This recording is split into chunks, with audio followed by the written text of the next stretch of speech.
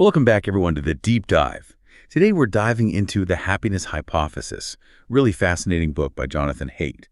It blends ancient wisdom and modern science to look at those big questions we all have about living a fulfilling life. Yeah, it's a pretty unique approach. He takes all these old philosophical ideas about happiness Yeah, and then puts them into conversation with modern psychological research, creates a really rich tapestry of insights. definitely. And to help us kind of navigate all this wisdom, we're going to break down our deep dive into 10 key takeaways, sort of like cliff notes for the soul, you could say.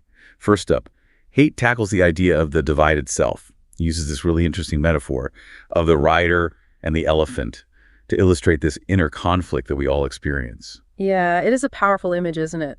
The writer represents that conscious control, our rational mind that's trying to make plans and decisions. But then you have the elephant, this massive creature, representing all of our emotions and instincts and those deeply ingrained habits. The elephant often has a mind of its own. Yeah, it really does. Sometimes it feels like that elephant is running the show, especially when we're facing temptation or struggling with those bad habits we just can't seem to break. Yeah, that's the heart of it, right? We think we're in control. But a lot of times our unconscious motivations and, those deeply ingrained patterns are driving our behavior way more than we realize. Yeah, like that saying, we are strangers to ourselves. Haidt actually doesn't just stop with the rider and the elephant. He digs even deeper into the divided self, exploring different divisions within the mind. Yeah, he talks about the left brain versus the right brain, controlled versus automatic processes, new versus old brain structures, all these different ways of understanding just how complex our inner world is. There's this one example from split brain research by Michael Gazzini. Just blew my mind. He found that when the two hemispheres of the brain are separated, the left hemisphere will actually invent stories to explain the actions of the right hemisphere. Like our brains are constantly trying to make sense of themselves, even if it means making things up. It's a perfect example of how our conscious mind tries to create this coherent narrative. Even if the reality is much messier and more complex, it really makes you wonder how much of our own story is actually true. Makes you question how much control we actually have. Do we really make our own choices? Or are we just rationalizing the impulses of our inner elephant? Yeah, it's a humbling thought for sure that we might not be as in control as we think, but understanding these internal dynamics is really key to navigating life more skillfully. Like we need to learn how to train our elephant, or at least become a more competent rider. Exactly, and that brings us to our second key takeaway from the happiness hypothesis, that question of where happiness truly comes from. For centuries, philosophers and spiritual traditions have debated this, whether happiness is an internal state or a result of external circumstances. That classic idea that happiness comes from within.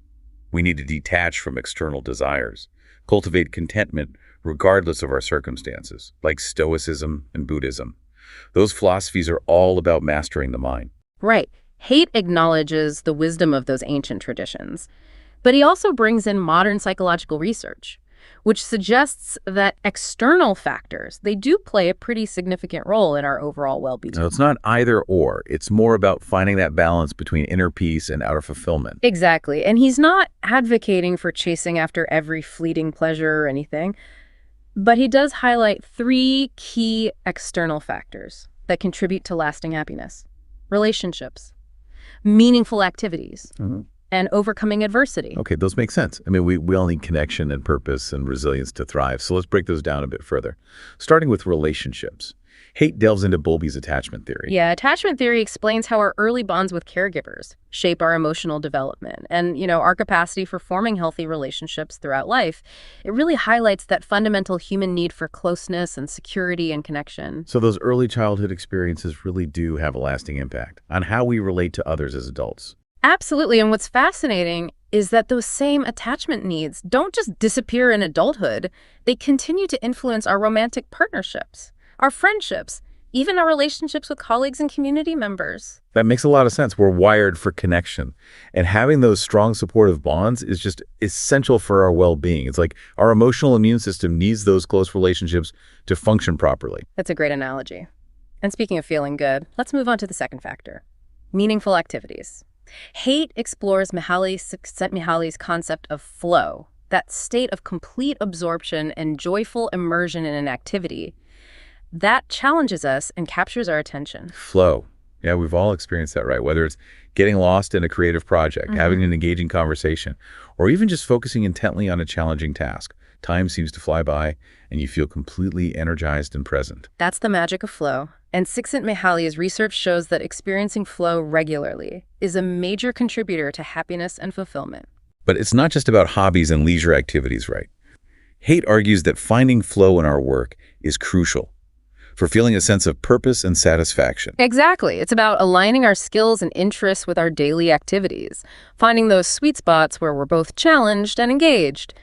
And that brings us to our third external factor, overcoming adversity. Okay, this one might seem a little counterintuitive.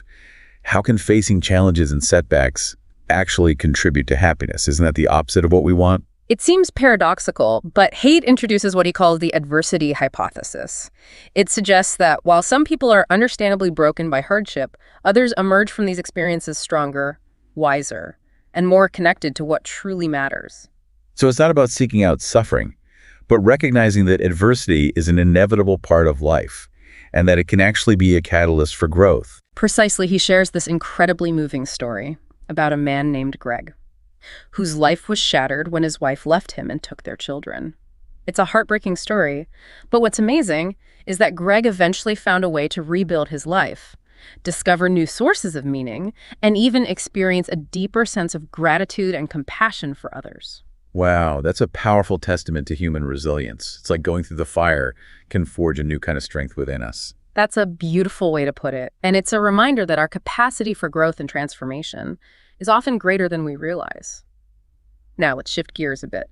Explore the third key takeaway from the happiness hypothesis, the moral dimension of experience. The moral dimension, that sounds intriguing. What does that entail? So Haidt introduces this idea of divinity as a third dimension of experience, separate from closeness and hierarchy, that influences our judgments and experiences. Okay, I'm following so far. But what does divinity actually mean in this context? Is he talking about religion? Not necessarily as using the term more broadly, to encompass our sense of awe and wonder and connection to something larger than ourselves. It's that feeling of transcendence that can arise from various experiences, whether it's a spiritual practice, a profound encounter with nature, or even a moment of deep connection with another human being. I see.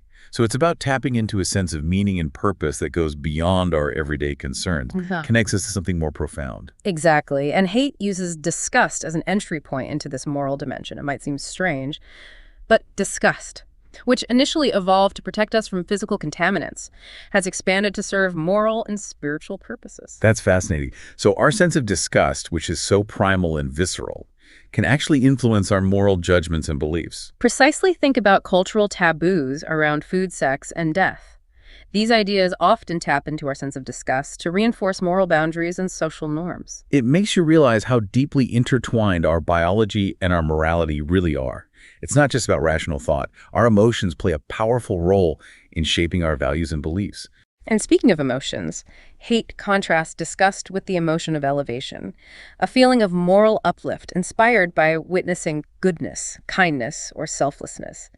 Have you ever felt that surge of warmth and inspiration when you see someone act with extraordinary compassion or generosity? Oh, absolutely. It's like seeing the best of humanity on display. Yeah. And it gives you this sense of hope and possibility. That's the power of elevation. It reminds us that we're not just self-serving creatures driven by survival instincts.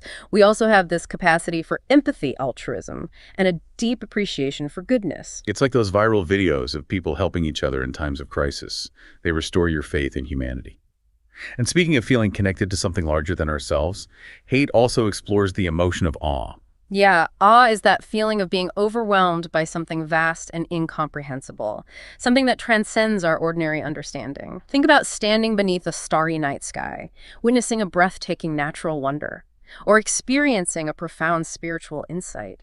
Those moments when you feel completely humbled and awestruck by the beauty and mystery of existence, they can be so powerful and transformative. Exactly. Awe has the power to shake us out of our everyday routines, expand our perspective, connect us to a sense of wonder and possibility. And it's not just about individual experiences, right? Yeah. Haidt ties this all back to your research on ritual and community. He highlights the work of William McNeill, who studied the power of synchronized movement to create social cohesion. Right. McNeill found that activities like chanting, dancing, and marching, often found in religious and military contexts, can create a sense of unity, belonging, and shared purpose. They tap into these deep-seated psychological mechanisms that foster cooperation and altruism. So it's not just about the physical movements themselves, it's about the shared experience, the feeling of being connected to something larger than ourselves. Precisely, these rituals, often dismissed as mere superstition or social control, actually play a vital role in strengthening social bonds and promoting pro-social behavior. It makes you think about the importance of community and shared experiences in cultivating happiness and well-being. It's not just about individual pursuits. We thrive when we feel connected to something larger than ourselves. That's a powerful insight. And it brings us to the final section of the happiness hypothesis, where Haidt tackles the ultimate question: what is the meaning of life? That's the big one, isn't it? The question that has plagued philosophers and theologians for centuries. I'm curious to hear Haidt's take on this age-old mystery. Yeah, it is a big one, and Haidt approaches it with a refreshing blend of honesty and insight. He acknowledges that the search for meaning can be frustrating, especially if we're looking for that one grand universal answer to explain it all. Yeah, we want that easy button to figure out the meaning of life. Right.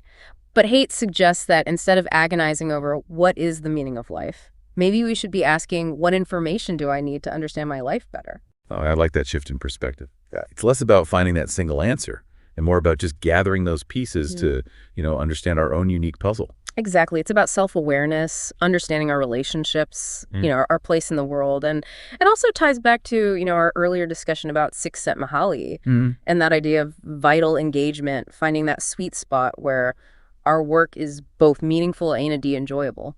Right. And Haidt uses Ben Franklin as a great example of someone who really embodied this idea of vital engagement. Yeah. Franklin wasn't just a successful businessman. He was also a writer, an inventor, a diplomat. The list goes on. He was constantly learning, growing, using his talents to make a positive impact on the world. He's a great example of someone who found purpose and fulfillment in, many different aspects of his life. It wasn't just one thing that defined him. That's really inspiring. It shows us that meaning doesn't have to come from just one grand pursuit. Yeah. We can cultivate purpose in so many different ways. Absolutely. And this brings us to Haidt's idea of cross-level coherence. It's this fascinating concept that to truly understand ourselves, we need to kind of zoom out and look at the bigger picture. We need to integrate insights from different levels of analysis, our physical selves, our psychological selves, and also the, social and cultural forces that shape our lives. So it's like putting together a giant puzzle, looking at all the pieces, our biology, our psychology, our social environment, to see the full image. Exactly. It's about recognizing the, complex interplay between these different levels of our being. For example, understanding how our brain chemistry influences our mood, but also how our social connections and cultural upbringing shape, our values and beliefs. It's all interconnected. That's such a helpful framework for understanding, the human experience. It allows us to appreciate the complexity of who we are without getting bogged down in, one narrow explanation. Exactly. It's about embracing nuance, acknowledging that there are multiple lenses through which we can understand ourselves and, the world around us. Well, we've covered so much ground today as we wrap up our deep dive into the happiness hypothesis. What would you say is the most valuable takeaway?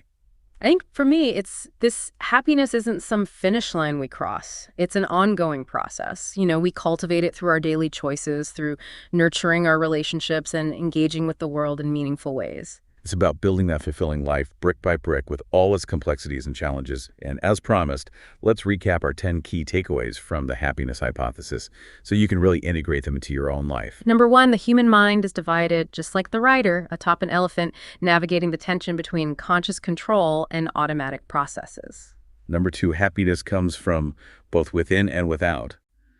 We need to cultivate inner peace, but also create external conditions that support our well-being, like strong relationships, meaningful activities, and the resilience to overcome adversity. Number 3, our early attachments shape our emotional development and influence our relationships throughout life, highlighting that profound need for connection and belonging. Number 4, flow is a state of joyful immersion in activities that challenge our skills and capture our attention. It's like finding that sweet spot where challenge meets mastery, and it can make our work and hobbies incredibly rewarding. Number 5, the adversity hypothesis suggests that facing challenges while difficult can actually lead to post-traumatic growth and deeper meaning in life. It's about finding those silver linings in the storm clouds. Number 6, the moral dimension of experience encompasses our sense of awe, wonder, and connection to something larger than ourselves. Whether it's through spirituality, nature, or meaningful relationships, Tapping into this dimension can bring profound meaning to our lives. Number 7, disgust and elevation are powerful moral emotions that shape our values and beliefs. Disgust, though primal, can influence our moral judgments, while elevation inspires us to strive for goodness and compassion. Number 8, rituals and synchronized movement like chanting or dancing can foster social cohesion and activate altruistic motivations, reminding us of the power of community and shared experience. Number 9, finding purpose in life often involves aligning our actions with our values. It's about striving to do good while also doing well, much like the inspiring example of Ben Franklin. And finally, number 10, understanding ourselves requires looking at the bigger picture, integrating insights from the physical, psychological, and sociocultural levels. It's about embracing the complexity of who we are and acknowledging the interconnectedness of our inner and outer worlds. And there you have it, 10 key takeaways from the happiness hypothesis that you can reflect on and apply to your own life. Thanks for joining us on this deep dive into the happiness hypothesis. We hope you found these insights as thought-provoking and inspiring as we have. And if you're looking for a deep dive into your own happiness, we highly recommend checking out Haidt's book. It's a truly transformative read. Until next time, keep seeking, keep learning, and keep diving deep into the world of knowledge. Happy exploring!